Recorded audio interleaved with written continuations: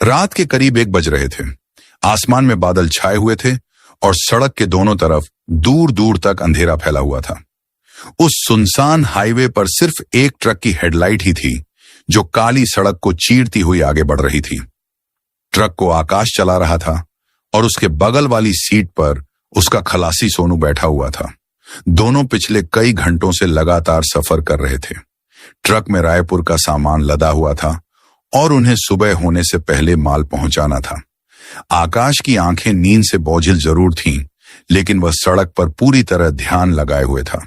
सोनू कभी खिड़की से बाहर देखता तो कभी सीट पर सिर टिकाकर आंखें बंद कर लेता। कुछ देर तक दोनों के बीच कोई बात नहीं हुई। तभी सोनू ने जम्हाई लेते हुए कहा, भैया बहुत रात हो गई है, आगे कहीं गाड़ी रोककर चाय वाय पी लेते हैं। आकाश ने सामने देखते हुए कहा, आगे अगर कोई ढाबा मिल गया तो रोक देंगे, यहां आसपास कुछ नहीं है। सोनू ने बाहर अंधेरे में देखते हुए कहा, पता नहीं क्यों भैया, आज रास्ता कुछ ज्यादा ही सुनसान लग रहा है।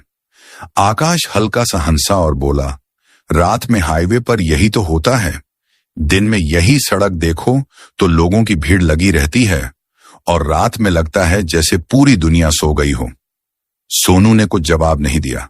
ट्रक आगे बढ़ता रहा। करीब 10 मिनट बाद सामने एक छोटा सा चौराहा दिखाई दिया। चौराहे पर लगी एक पुरानी स्ट्रीट लाइट बार बार झपक रही थी। कभी सड़क पूरी रोशनी में दिखाई देती और अगले ही पल सब कुछ अंधेरे में डूब जाता। आकाश ने जैसे ही ट्रक की स्पीड कम की, उसकी नजर सड़क के ठीक बीच में रखी किसी चीज पर पड़ी। उसने तुरंत ब्रेक दबा दिया। ट्रक रुकते ही सोनू आगे की तरफ झटका खाकर गिरते गिरते बचा। उसने घबराकर पूछा, क्या हुआ भैया? आकाश ने विंडशील्ड से बाहर देखते हुए कहा, सामने कुछ रखा है। सोनू ने गर्दन आगे करके देखा। सड़क के बीचों बीच एक काले रंग की छोटी सी पोटली रखी थी। उसके आसपास लाल कपड़े के कुछ टुकड़े, एक मिट्टी का दिया, सिंदूर जैसा लाल पाउडर और कुछ ऐसी चीजें पड़ी थीं जिन्हें देखकर सोनू के चेहरे का रंग बदल गया। दिया हवा में भी बिल्कुल स्थिर लौ के साथ जल रहा था। सोनू ने धीमी आवाज में कहा, भैया गाड़ी उधर से मत निकालना। आकाश ने उसकी तरफ देखा। क्यों? सोनू ने कहा, यह सामान ठीक नहीं लग रहा, लगता है किसी ने क्रिया की है। आकाश ने सामने देखा और फिर हंसते हुए बोला, तू भी ना सोनू, हर चीज में भूत ढूंढता है। सोनू ने इस बार हंसने की कोशिश नहीं की। उसने गंभीर होकर कहा, भैया मजाक नहीं कर रहा हूं, गांव में देखा है मैंने ऐसा सामान। लोग कहते हैं चौराहे पर ऐसी चीजें जानबूझकर रखी जाती हैं। आकाश ने कुछ सेकंड चुप रहकर सड़क के दोनों तरफ देखा। वहां दूर दूर तक कोई इंसान दिखाई नहीं दे रहा था। उसने कहा, अब बताओ, ट्रक लेकर वापस जाऊं? हमें इसी रास्ते से जाना है। सोनू ने कहा, तो थोड़ी देर रुक जाते हैं, शायद कोई आकर इसे हटा दे। आकाश ने घड़ी देखी। रात का 1:कुछ हो चुके थे। उसने सिर हिलाया, कौन आएगा इतनी रात को? चल धीरे से किनारे से निकालते हैं। सोनू ने तुरंत कहा, नहीं भैया, पहले इसे रास्ते से हटा देते हैं। ट्रक इसके ऊपर से निकालना ठीक नहीं होगा। आकाश ने उसकी तरफ देखा और बोला, ठीक है, तू मत डर, बस किनारे कर देते हैं। हाथ मत लगाना अगर इतना डर लग रहा है। दोनों ट्रक से नीचे उतर आए। रात की हवा अचानक पहले से ज्यादा ठंडी महसूस हो रही थी।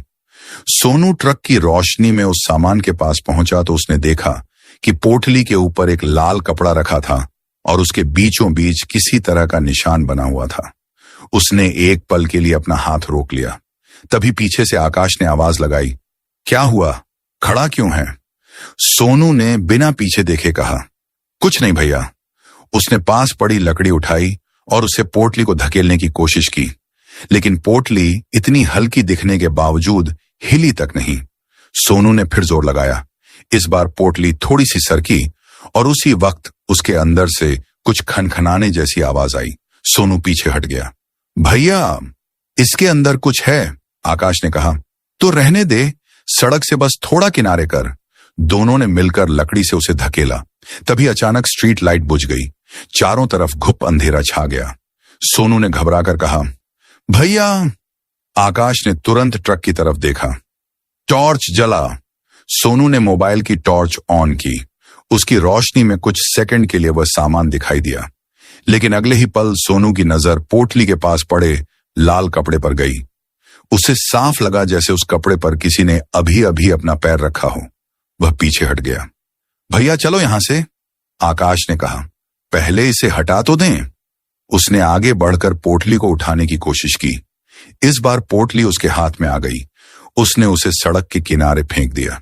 जैसे ही पोटली जमीन पर गिरी, उसमें से लाल रंग का एक छोटा कपड़ा बाहर निकल आया। सोनू ने कहा, भैया इसे भी किनारे कर देते हैं। वह झुककर कपड़ा उठाने लगा। तभी अचानक उसके कान के बिल्कुल पास किसी औरत की बहुत धीमी आवाज आई, उसे वापस रख। सोनू का पूरा शरीर जैसे जम गया। उसने झटके से पीछे देखा। वहां कोई नहीं था। आकाश ने पूछा, क्या हुआ? सोनू ने हकलाते हुए कहा, आपने कुछ कहा? आकाश ने हैरानी से कहा, मैंने कब कुछ कहा? सोनू ने सड़क के चारों तरफ देखा। हवा चल रही थी, पेड़ों के पत्ते हिल रहे थे, लेकिन वहां इंसान तो क्या कोई जानवर तक नहीं था। आकाश ने उसका कंधा थपथपाया और कहा, चल ज्यादा मत सोच। सोनू ने वह कपड़ा वहीं छोड़ दिया और दोनों ट्रक में वापस आ गए। आकाश ने ट्रक स्टार्ट किया। इंजन की आवाज सुनसान रात में गूंजने लगी और ट्रक धीरे धीरे चौराहे से आगे बढ़ गया। लेकिन जैसे ही ट्रक उस चौराहे को पार कर रहा था, सोनू ने पीछे के शीशे में देखा। सड़क के बीचों बीच अब वही लाल कपड़ा पड़ा था। उसके पास एक औरत खड़ी थी। उसने लाल साड़ी पहन रखी थी और उसके बाल चेहरे के सामने झूल रहे थे। सोनू ने पलक झपकाई। अगले ही पल वहां कोई नहीं था। सोनू ने खुद को समझाया कि शायद अंधेरे और स्ट्रीट लाइट की वजह से उसे भ्रम हुआ है।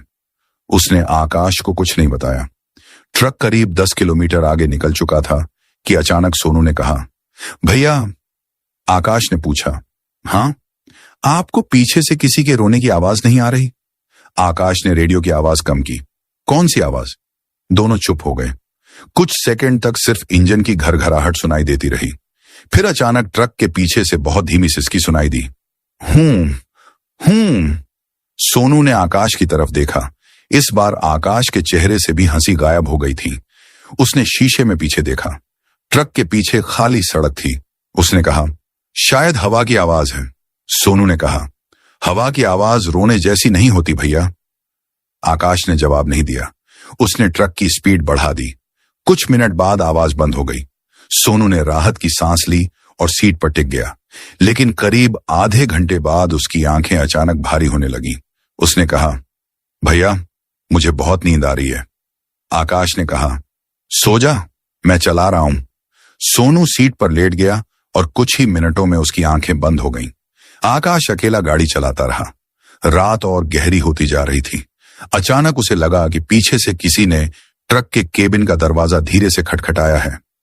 थक थक थक। आकाश ने चौंक कर पीछे देखा। सोनू सो रहा था। उसने सोचा शायद कोई आवाज बाहर से आई होगी। उसने गाड़ी चलाते रहने का फैसला किया। लेकिन कुछ सेकंड बाद वही आवाज दूसरी तरफ से आई। थक थक थक। इस बार आकाश के हाथ स्टीयरिंग पर कस गए। उसने सोनू को आवाज दी, सोनू। सोनू ने आंखें खोली। हाँ भैया, आकाश ने कहा। कुछ नहीं, सो जा। सोनू फिर सो गया। आकाश ने सामने देखा और तभी उसकी नजर विंडशील्ड पर पड़ी। कांच के बिल्कुल नीचे लाल रंग की उंगलियों के निशान बने हुए थे। आकाश का दिल धक से रह गया। उसने हाथ बढ़ाकर शीशा साफ करने की कोशिश की। निशान बाहर की तरफ थे। उसने तुरंत ब्रेक नहीं लगाया, बस ट्रक चलाता रहा। कुछ देर बाद सोनू अचानक नींद में बड़बड़ाने लगा, मत आ, मुझे छोड़ दे। आकाश ने उसकी तरफ देखा। सोनू आंखें बंद किए हुए था, लेकिन उसके चेहरे पर डर साफ दिखाई दे रहा था। आकाश ने उसे हिलाकर पूछा, सोनू क्या हुआ? सोनू ने आंखें नहीं खोली। वह फिर बोला, मैंने नहीं किया, मैंने तेरा सामान नहीं छुआ। आकाश ने उसका कंधा जोर से हिलाया। इस बार सोनू ने आंखें खोली। उसकी आंखें लाल थीं। क्या हुआ भैया? आकाश ने पूछा। तू अभी किससे बात कर रहा था? सोनू कुछ सेकंड उसे देखता रहा और फिर बोला, मैंने कुछ नहीं कहा। आकाश ने कहा, अभी तू बोल रहा था। सोनू ने सिर हिलाया। मुझे तो कुछ याद नहीं। आकाश ने आगे कुछ नहीं कहा, लेकिन उसी वक्त सोनू ने अपनी हथेली को देखा। उसकी हथेली के बीचों बीच लाल रंग का छोटा सा निशान बना हुआ था। वह निशान बिल्कुल वैसा ही था जैसा उस चौराहे पर रखे सामान के बीच बना हुआ था। सोनू ने उसे देखकर हाथ झटके से अपनी पैंट पर रगड़ दिया। भैया, उसकी आवाज कांप रही थी। आकाश ने पूछा, अब क्या हुआ? सोनू ने अपनी हथेली उसकी तरफ कर दी। ये देखिए। आकाश ने गाड़ी चलाते चलाते उसकी हथेली देखी और अगले ही पल उसकी नजर सामने सड़क पर जम गई। कुछ दूर आगे फिर वही चौराहा दिखाई दे रहा था। आकाश ने ब्रेक पर पैर रख दिया। यह कैसे हो सकता है? वह बुदबुदाया। सोनू ने कांपते हुए पूछा, क्या हुआ भैया? आकाश ने कोई जवाब नहीं दिया, क्योंकि सामने सड़क के बीचों बीच वही काली पोटली पड़ी थी, वही लाल कपड़ा, वही जलता हुआ दिया, और उसके ठीक पीछे लाल साड़ी पहने एक औरत खड़ी थी। इस बार वह सड़क से हट नहीं रही थी, वह सीधे ट्रक की तरफ देख रही थी। आकाश ने ट्रक रोक दिया। सोनू ने डरते हुए कहा, भैया, गाड़ी मत रोकिए। लेकिन आकाश कुछ बोल पाता उससे पहले उस औरत ने धीरे धीरे अपना सिर उठाया। उसके बाल चेहरे से हटे, चेहरा बुरी तरह जला हुआ था और उसके होंठों पर एक ऐसी मुस्कान थी जिसे देखकर सोनू के शरीर में जैसे जान ही नहीं बची। अगले ही पल ट्रक के अंदर बैठे दोनों ने एक साथ साफ आवाज सुनी, जिसे तुमने उठाया था वो मैं थी। और उसी समय ट्रक की सारी लाइटें एक साथ बंद हो गईं। भैया, गाड़ी मत रोकना। सोनू की आवाज इतनी घबराई हुई थी कि आकाश ने एक पल के लिए उसकी तरफ देखा भी नहीं। उसकी नजरें सामने सड़क पर जमी थीं। वही औरत अब ट्रक के बिल्कुल सामने खड़ी थी। लाल साड़ी हवा में बुरी तरह फड़फड़ा रही थी और उसके लंबे बाल चेहरे पर लटक रहे थे। सोनू कांपते हुए बोला, भैया, गाड़ी मत रोकना, इसके ऊपर से गाड़ी चला दो। आकाश ने घबराकर कहा, पागल हो गया है क्या? सामने कोई खड़ा है। सोनू लगभग चिल्लाते हुए बोला, भैया, उसका चेहरा देखो, उसका चेहरा देखो अपना, पूरा जला हुआ है। ये इंसान नहीं है भैया, जल्दी करो। आकाश ने दोबारा सामने देखा। औरत के चेहरे की चमड़ी कई जगह से जली हुई थी, आंखें बिल्कुल स्थिर थीं और उसके होंठ धीरे धीरे फैलकर एक डरावनी मुस्कान में बदल रहे थे। वह हिल नहीं रही थी, बस ट्रक की तरफ देख रही थी। आकाश के हाथ स्टीयरिंग पर कस गए। उसने एक पल के लिए ब्रेक से पैर हटाया और एक्सीलेटर दबा दिया। ट्रक तेजी से आगे बढ़ा। सोनू ने दोनों हाथों से सीट पकड़ ली और जोर से चिल्लाया, भैया, मत रोकना। अगले ही पल ट्रक की पूरी बॉडी एक भयानक झटके से कांप उठी, जैसे सच में किसी चीज के ऊपर से पहिए गुजर गए हों। सोनू ने डर के मारे आंखें बंद कर लीं। आकाश ने भी सामने देखते हुए स्टीयरिंग कसकर पकड़ा। ट्रक कुछ मीटर आगे जाकर अपने आप सामान्य गति से चलने लगा। दोनों कुछ सेकंड तक कुछ नहीं बोले। सोनू ने धीरे धीरे आंखें खोली और पीछे देखने की हिम्मत की। सड़क खाली थी। न वह औरत थी, न लाल कपड़ा, न पोटली, और न ही वह जलता हुआ दिया। ऐसा लग रहा था जैसे वहां कभी कुछ रखा ही नहीं था। आकाश ने शीशे में कई बार पीछे देखा और फिर धीरे से बोला, गायब हो गई। सोनू ने कांपती आवाज में पूछा, क्या? आकाश ने कहा, वो औरत, वहां कुछ भी नहीं है। सोनू ने लंबी सांस ली। उसके माथे पर पसीना था। भगवान का शुक्र है भैया। कुछ देर तक दोनों चुपचाप बैठे रहे। फिर आकाश ने कहा, ये क्या हो रहा है हमारे साथ? सोनू ने जवाब दिया, मुझे नहीं पता भैया, लेकिन एक बात समझ में नहीं आ रही। क्या? सोनू ने पीछे देखते हुए कहा, हम उस चौराहे से बहुत आगे निकल चुके थे, फिर वही चौराहा दोबारा हमारे सामने कैसे आ गया? आकाश कुछ बोल नहीं पाया। उसने सड़क पर नजरें गड़ा दी। दोनों के मन में एक ही सवाल घूम रहा था, क्या वे सच में आगे जा रहे थे या किसी तरह बार बार उसी जगह वापस लौट रहे थे? आकाश ने ट्रक की स्पीड कम कर दी। उसने मोबाइल में रास्ता देखने की कोशिश की, लेकिन नेटवर्क गायब था। उसने कुछ देर बाद कहा, चल आगे चलते हैं, शायद रास्ता बदल गया होगा। सोनू ने तुरंत कहा, नहीं भैया, अब गाड़ी मत चलाइए। क्यों? क्योंकि मुझे लग रहा है कि कुछ ठीक नहीं है। अगर हम फिर उसी जगह पहुंच गए तो? आकाश ने उसकी बात को इस बार मजाक में नहीं उड़ाया। उसने सड़क के दोनों तरफ देखा। दूर तक कोई घर नहीं था, कोई दुकान नहीं थी, कोई दूसरी गाड़ी नहीं थी। बस अंधेरा और सुनसान सड़क। उसने आखिरकार ट्रक को सड़क के किनारे रोक दिया। इंजन बंद होते ही चारों तरफ ऐसी खामोशी छा गई कि दोनों को अपनी सांसों की आवाज तक सुनाई देने लगी। आकाश ने सीट से टिकते हुए कहा, ठीक है, सुबह होने तक यहीं रुकते हैं। सोनू ने राहत की सांस ली। उसने केबिन की सारी खिड़कियां बंद कर दी और दरवाजे का लॉक दोबारा चेक किया। आकाश ने कहा, दरवाजा ठीक से लॉक है ना? सोनू ने कहा, हाँ भैया, दोनों तरफ से। दोनों चुप होकर बैठे रहे। कुछ देर बाद सोनू ने धीरे से कहा, भैया, वो सामान हमने उठाया क्यों था? आकाश ने कोई जवाब नहीं दिया। उसकी नजरें सामने सड़क पर थीं। सोनू ने फिर कहा, अगर हम उसे वहीं छोड़ देते तो? आकाश ने बीच में ही रोक दिया। अब जो होना था हो गया। सुबह होगी तो किसी गांव या ढाबे तक जाएंगे और वहां किसी से पूछेंगे। सोनू ने सिर हिलाया, लेकिन उसी समय ट्रक के पीछे से हल्की सी आवाज आई, जैसे कोई धीरे धीरे ट्रक की बॉडी पर हाथ फेर रहा हो। खस खस खस। सोनू ने आकाश की तरफ देखा। आकाश ने उंगली होंठों पर रखकर उसे चुप रहने का इशारा किया। आवाज फिर आई, इस बार बिल्कुल ट्रक की पिछली तरफ से। सोनू ने फुसफुसाकर पूछा, भैया, कोई पीछे है क्या? आकाश ने कहा, पता नहीं, देखने जाएंगे। नहीं, लेकिन अगर कोई आदमी हुआ तो?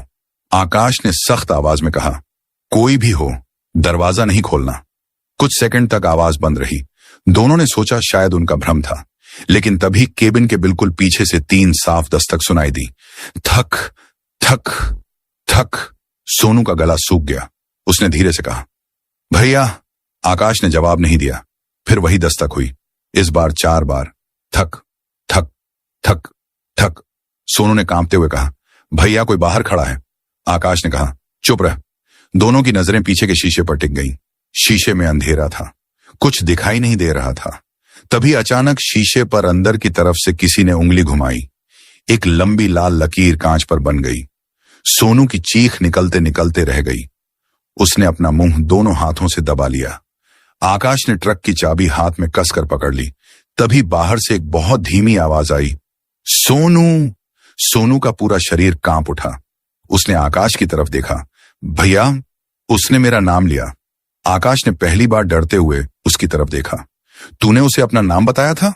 सोनू ने सिर हिलाया। नहीं भैया, मैंने तो कुछ नहीं कहा था। बाहर फिर वही आवाज आई, इस बार थोड़ी साफ, सोनू। सोनू पीछे हटकर सीट से चिपक गया। आकाश ने उसका हाथ पकड़ लिया। कुछ मत बोलना। बाहर कुछ देर तक सन्नाटा रहा।